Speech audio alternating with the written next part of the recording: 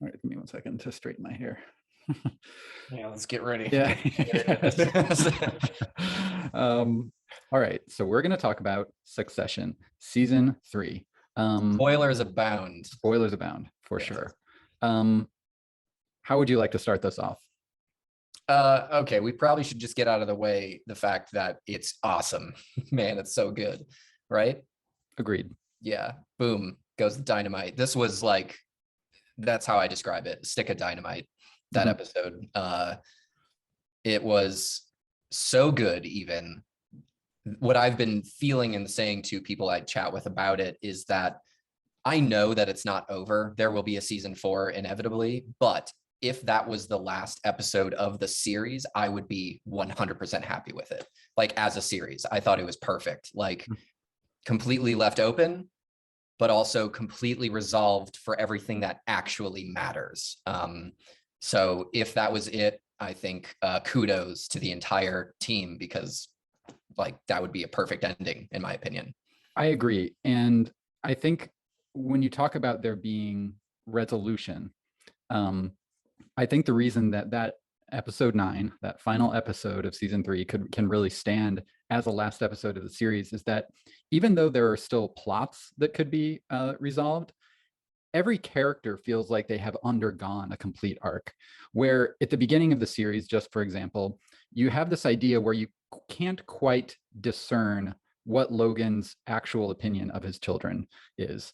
And by this episode, you kind of understand that he pretty much completely does not respect or perhaps even love them.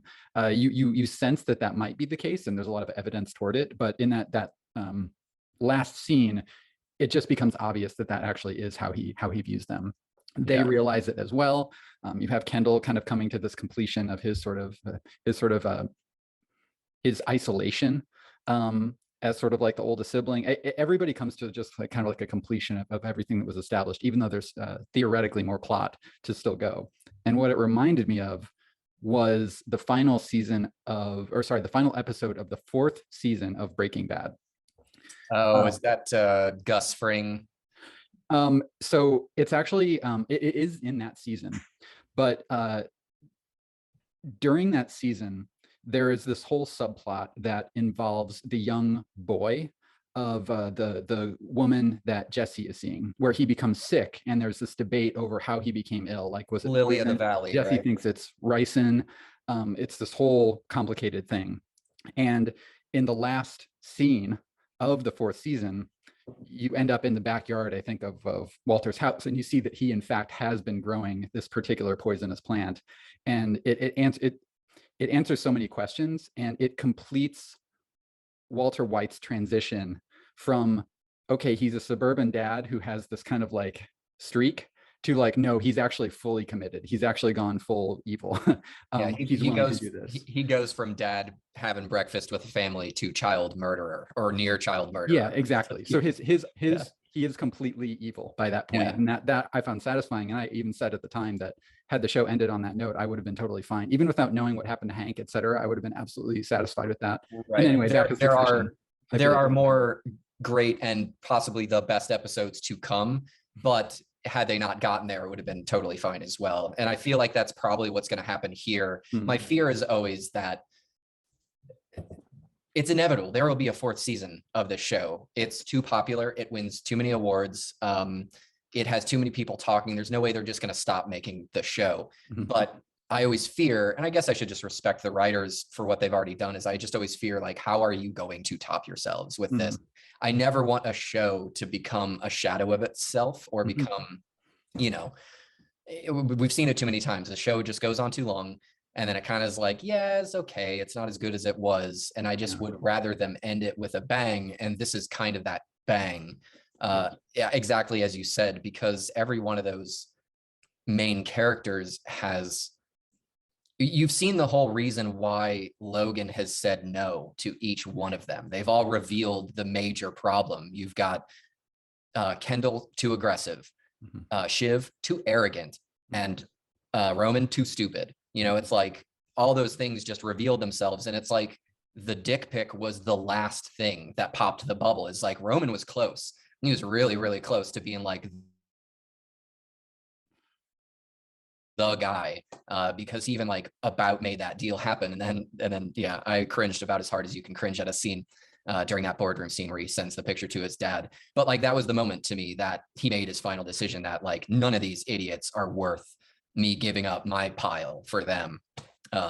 So yeah, it was perfect. And then just the all subtle but not so subtle hand on Tom's shoulder as Logan exits the room and Tom enters the room, even down to the final frame where you know the wheels are turning in Shiv's brain. Like she's yeah, super good. Well, I've said sort of to many people at many different times that Tom is my favorite Succession character, and Sure. I tweeted about this as well. I just think that he is he's this perfect mix of just contemptible but also sympathetic for me. Yeah. That just really hits me at the same time, because you find him funny, sometimes you find him charming, and you can almost empathize with his position. You know, he's ambitious, and you don't necessarily fault somebody for ambition, but he lets it get the best of him, and he allows it to compromise his decision making, and he ends up in a marriage with somebody who doesn't really love him, and et cetera, et cetera. He undergoes every manner of humiliation at the office just because he can't let go of his pride and where he wants to get to. And I thought that this episode was such a great capstone for his character arc, in that he finally sort of definitively and decisively went against Shiv. He made the decision, like, I am now betraying my wife because she basically has betrayed me many times and used me many times, and he just decided to go with it. So I found that incredibly satisfying as well. And he's constantly asking, where do I fit in? And she's like, oh yeah, but you too. Yeah. That's always what it is. And she's not thinking about him ever.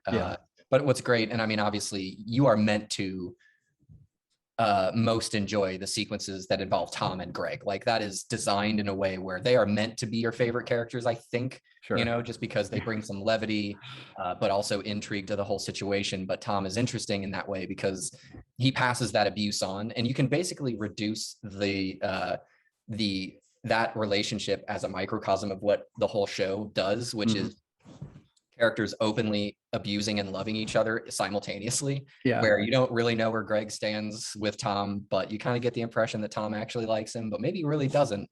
And Tom is just also the most, like, I guess, quotable, not really quotable, because it's not like he's throwing one-liners out, but there's this line that he had in this season that just cracked me up, and I don't know why. I'm a weird person. Sometimes I'll just like say lines of things that when they come to my head, whether I'm alone or anyone can hear me. But something I've been saying to myself the last couple of weeks is that line where he puts Greg in his own little office with no windows. He comes in to talk to him, and it just randomly in that scene, he goes, I have an idea. Why don't we see if you can wrestle me to the ground, Greg? And I don't know why, but like that line is super stuck with me as not only being kind of funny and a perfect idea of what their relationship is, but also, it's deeper, Yeah. Deep too. Yeah. It's just really funny. Of any character or any couple of characters in the show, I feel that there's a stronger improvisational quality to the Greg and Tom relationship than probably anybody else. It wouldn't surprise me if a lot of those lines are ad-libbed in similar manner to what they do on comedy shows, where, in order to keep the show funny, like they have to occasionally deviate from maybe what's actually written down in the script. And I feel like they do that quite a bit, just because some of the amusement that you see in the actors seems to be sincere. And I actually appreciate that because it kind of adds a feeling of authenticity to it. It's interesting. You have to be so talented as an actor to be able to improvise so well to your character, and that they're just all talented. I mean, that's probably what keeps me coming back to the show anyway, is that bottom line, the acting is wonderful. Like they are all so talented, and it just drives you into the drama of it because they're just all so good constantly. Like it's the best acting on television. But it's interesting. The stakes are high, but they're also not high. We're living in a post Game of Thrones world where the only thing that's meant to be shocking is somebody dying. And here we have a show that is not relying on that at all. It's like your financial death or your political death is the thing, but it's not an actual death that people are coming for to see somebody. Kendall doesn't drown. He nearly does, but he doesn't. that's enough drama. Yeah, I don't know. That's a really interesting observation, because you do feel that there's almost a inflation occurring in the space of fiction on television and in film, where the stakes need to continually be raised higher and higher, to the point where the conflict loses all connection to things that we sort of like appreciate and care about at the human scale. Mhm. I mean, with the Marvel movies, like, just by contrast, it's every subsequent movie has like an ever larger sort of being that they have to face. And at this point, it's I don't remember the name. This creature devours galaxies for a living, basically, and we have to stop him. The next one devours entire universes. So it just sort of starts to get to the point where you care less and less. And it is really fascinating to me that death is never in the stakes of Succession. And yeah, a lot of what they're doing is it's really the difference between these people like retiring with millions of dollars versus retiring with billions of dollars, and yet somehow like you really care. And I ask myself why that is. Well, I'm curious because if you have any thoughts, like, why do you care what the outcome of this show is? Well, because it's so much more than that. And that's what made this last episode, and honestly, these last 3 episodes, so strong. And what is so great about it, it's just the writing is so solid and the characters are so well drawn, is that you care about who they are, even though they're deplorable people, because of the intricacies of their relationship. I mean, just look at that last scene before they go storm Logan's, little island that he's on, to fix this deal. It's Kendall finally breaking down in front of his siblings, and his siblings not being able to help themselves, but loving their brother.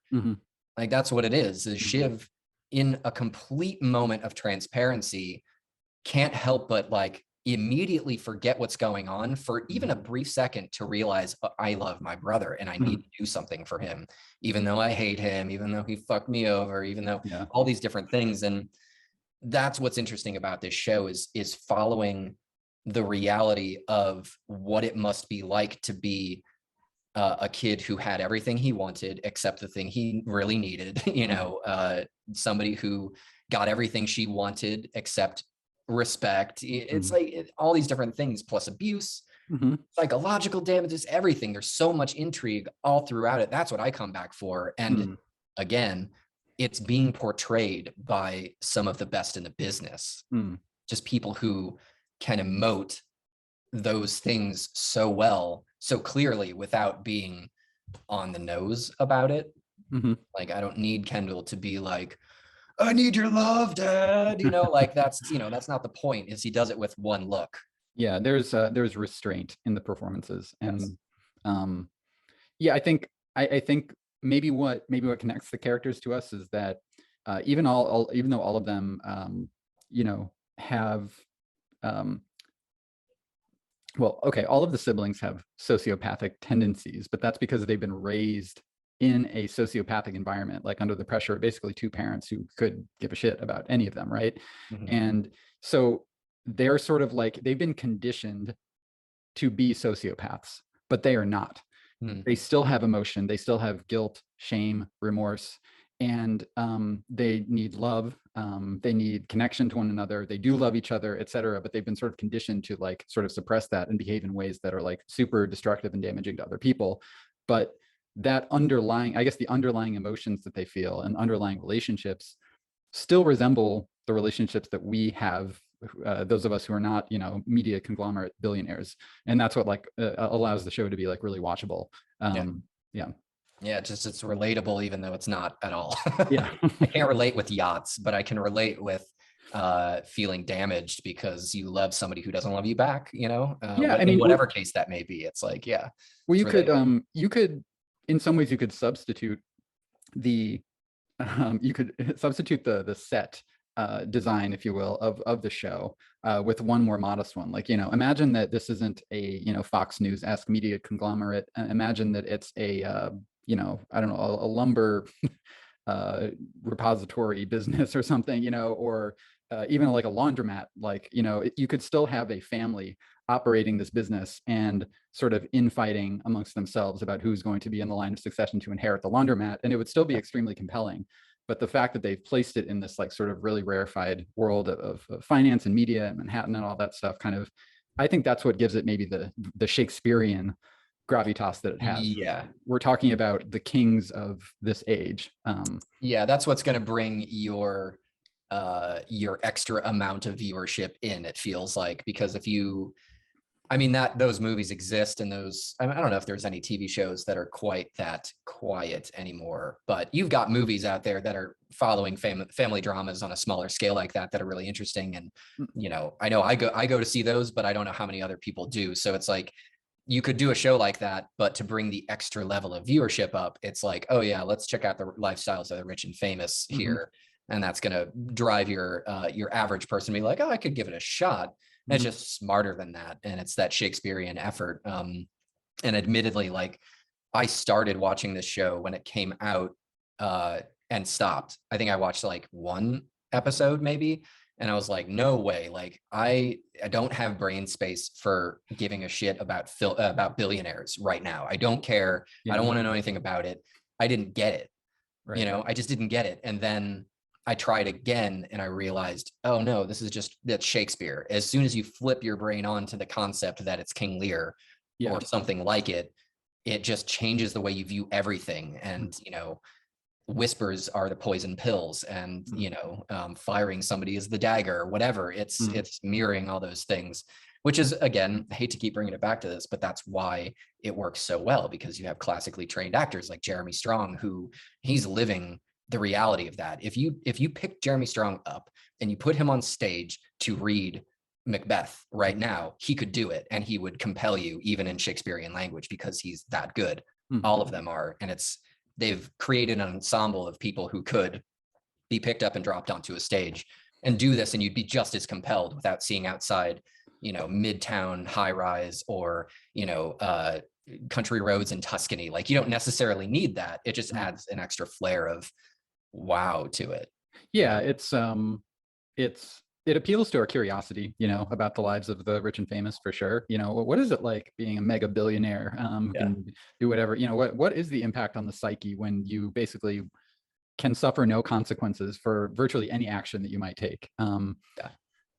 Yeah. And also just you know, this is maybe just getting a little too far off topic, but it's I guess it lets you dream a little bit and let you think about what your life, how much better your life might be if you never had to worry about what you were going to eat and when it was going to be in front of you, or, you know, oh, I got to take this flight, but the plane leaves the minute I get on it, you know, and it's, you know, all those things. I don't remember which episode it was, but this is early on in the season, where I think they're still in, I don't know, they're in like Eastern Europe or something. I forget where they are, but they kind of all get split up and they all have to go different places. And Connor gets on the phone with his dad at some point, and Logan's like, yeah, how's it going? And Connor was like, well, you know, we had to fly scheduled, so that wasn't great.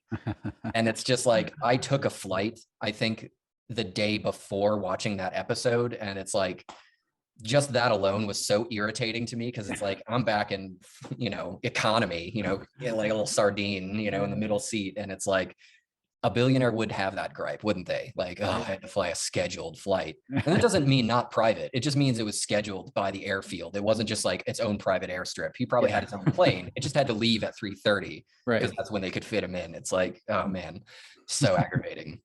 Well, you know, there's a film that comes to mind for me watching this and talking about sort of the settings that they're in, these locations that they go to, you know, again, beautiful Tuscan backdrops, et cetera. The Talented Mr. Ripley. You know, it just, you know, fundamentally, you know, it's about a sociopath who sort of worms his way into somebody's life and, you know, takes over and all that kind of stuff. But the fact that it takes place, you know, in these breathtaking coastal Italy, Italian towns just adds something to it. World building. It's it makes it believable, you know. It's if you didn't have it in a place that 95% of the world's population, even more than that, probably like 99% of the world's population has not been in, then, you know, it's like, you can't, unless the scene takes place in Times Square, because that's where a lot of business gets done. You're not going to shoot some stuff in Times Square. You know, it's like, no, you got to be on the high rise away from that, where Right. your skyscraper views are clean and nice, and your offices are full of Eames chairs, and they're, you know, $4,500 each. You know, like that's that world. You got to respect this show for that too. Is that none of these places are sets. Like the offices, everything is a practical location on this show. And to me, that is one of the most fascinating parts of it, is especially in COVID times, like coordinating, doing all these things, especially the birthday. I was just like blown away by that birthday, just as an episode period. But then thinking like, they shot this smack dab in the middle of COVID and did it. And I didn't feel it at all. Like that was very impressive. Agreed. I was reviewing in my mind some of the locations they've been at, especially in the sort of sojourn to Italy on that last couple of episodes, and the house that Mattson has procured for himself. And I just when we're talking about the difference between these people and the rest of us, just the way that Mattson is totally bored, and he's in the most spectacular like lakeside Italian house you could possibly ever get. And he's just like, it's okay, I guess. Everything's boring. Yeah. Yeah. Those little peaks, I thought their casting of their sort of one-off-ish characters was great. Like Adrian Brody's character was really well done. And as well as Alexander Skarsgård. Yeah, it was all really good. I wonder, I haven't really thought about it in any way that wasn't positive. I don't even know if I have like quibbles. I think there's another case where it's like really hard. Like last week we did Fugitive, and that's pretty hard. I had to like take notes during it. But I wasn't about to do that for this, because I've seen The Fugitive 25 times. I kind of know, what's going on there. But yeah, it's like, is there anything wrong with this show? Like, it does everything that I want it to do, which usually ends up being sort of the basis for my criteria on whether something is wrong. Did they make a misstep that I think that I wouldn't have made? There was a minute there when I kind of felt that they were paralleling season 2 too strongly, and actually season 1, where in every season so far they have followed a loose template for sort of what happens and where things take place. There's always a trip to Europe at the end, where there's some sort of like a gala event of some kind that things go down at. Right. And so when they were like, okay, we're going to Italy now, I kind of thought, okay, they're basically just mirroring what happened. Like, did they have to do that? Could they not have like done something a little different? And so I felt like a little bit like they had templated the overall structure of the season, but I don't know. That's like not. Yeah, that's like not a big complaint. That's definitely. I mean, that's a minor quibble, I guess you could say, but it's interesting because it's like, goddamn that George R.R. Martin always having big shit happen at weddings. Like, can't he think of a different place for like having a bunch of people all in the same room to have something go down? I guess I was thinking about this a couple nights ago, or not even, I guess it was last night because this aired 2 nights ago. I was thinking about this yesterday, how you can really liken the way that they structure this story to like pieces on a chessboard, as pretentious and trite as that sounds, but it's like you really have to orient the pieces on the board in order for the end game to take place. That is usually pretty spectacular. And I was like, because I would even make the comparison of a show to a game like chess made me start thinking about how the pieces get there. And it's like, if you are watching 2 grandmasters play a game of chess, there's inevitably going to be a mistake or even a blunder, which could be considered like a blemish on the game and how good the game was. But it's like, if the end is spectacular and they got you there because of it, how do you rate the game? Even though it has all these little blemishes, all right, it's like inevitable. Like, how do you do that without having some sort of dark spot, I guess, on the whole thing? And I don't think you can. So it's like, I don't know that I would even take that as a way to critique this, because you could say the beginning and the setup was like, oh, it's not really moving. It's not that interesting. And, it's like, what do they do? It's like, I'm bored, whatever. I wasn't, but I could see how you could say, you are, but it's like, no, they're getting it in place. Like, that's what they're trying to do, is so by episode 7, you've got 7, 8, and 9 are all going to be like amazing, right. Yeah. Yeah, no, I think that's a really good point where you're kind of, it sounds like you're kind of saying that you can't fault the show too much for wherever it might have been maybe making small mistakes earlier, because those were sort of in service of like the larger plan of Right. of giving you like a really amazing conclusion and satisfying conclusion. I think Yeah. like as long as as long as they can do so, right, without deviating from the world they've established. I think like, I don't mind shows that have magic or unusual things happen as long as that's established as being a part of like the rules of the system that they're in. And Right. so like there's nothing more frustrating than like a show that has like a definite reality that it lives in, but then it violates that just in order to like reach some Yeah. set piece that they're trying to get to.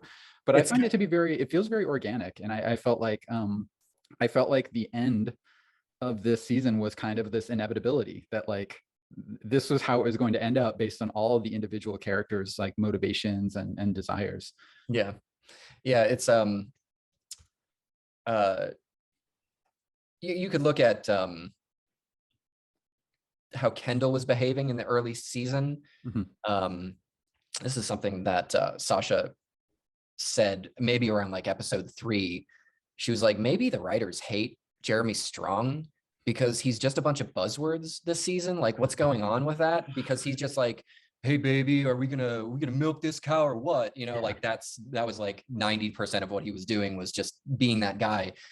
And it's not hard to give them the benefit of the doubt, but when she raised it, I was like, yeah, it's kind of interesting. Like he is kind of just saying buzz phrases. Mhm. But looking back upon that, I think that was because that was his last like band-aid on himself. Like Yeah. the only way that he was going to keep himself from falling apart was by being woke in the only way he knows how, which is by just spouting buzzwords and memes and caring about social media and stuff like that. So it was in service to his arc. So it's like, is that a blemish? Is that a quibble, or was that an effective way of getting us to his breakdown in episode 9? I thought it was, I mean, I come out in favor of the fact that it was it was intended and it was appropriate. Right. Same. Yeah. He's putting up a shell over the inner part of himself that is like breaking down. And he's probably like, I just got the impression in the early part of the season that he's just like this he's this kind of, probably, I don't think they show him using any substances, but he seemed like a coked up douchebag basically. And to the extent that it was super cringe to everybody around him, and he couldn't see it. And I just thought that I just felt so embarrassed for his character that he was doing that, and everything was being couched in these sort of in this corporate lingo. Yeah. Yeah. It's just so funny that the show manages to twist it on you and sort of make you really feel for him at the end, even though he has been like a big jerk, and even though he is really responsible for killing a young kid. I just think that's incredible that you can feel for him right. despite all Yeah, that. creating empathy in a situation where it's extremely difficult to do so. Yeah. So I guess it's in a show or any sort of piece of work that is worth its weight, I suppose. Mhm. You almost can't critique as you're going along.